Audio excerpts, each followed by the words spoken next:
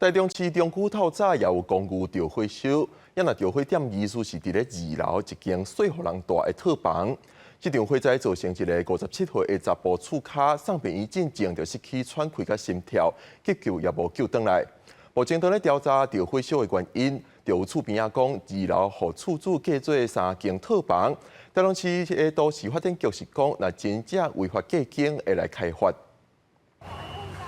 火灾现场火焰正大，消防人员赶紧拔铁推起嚟抢救。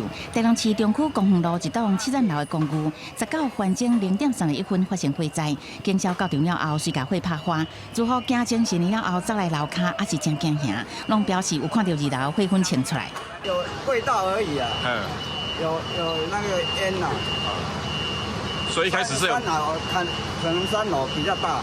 10万尔，我感觉不大对劲，我就紧来叫阮囝有无，就看到阮后壁有无楼梯啊有无，就烟就出来。消防队出动41个人，15车到场灌救。现场传出2楼有一个57岁查甫人伫内底，消防人员伫上内底房间甲门拍破，发现这个查甫人已经无气，紧急送往中国妇医救治。另外，第3楼甲5楼拢总疏散4个人，火到夜伫透早1:03分顺利拍花。其他的住户是讲，2楼去互厝主隔做3间出租套房，送医的查甫人是拄啊搬来，大家无熟悉。他的意识比较不清楚一点。然后比较不乐观。他是在2楼的哪里被找到？ 2楼的内侧那个最里面的房间，因为我们另外2间都已经做疏散了。那进去的时候，因为门打开，他就在门口那边。到初人我嘛唔知你创啥，伊搭搬来无偌久尔。送医的查甫人经过抢救，也是重伤不治。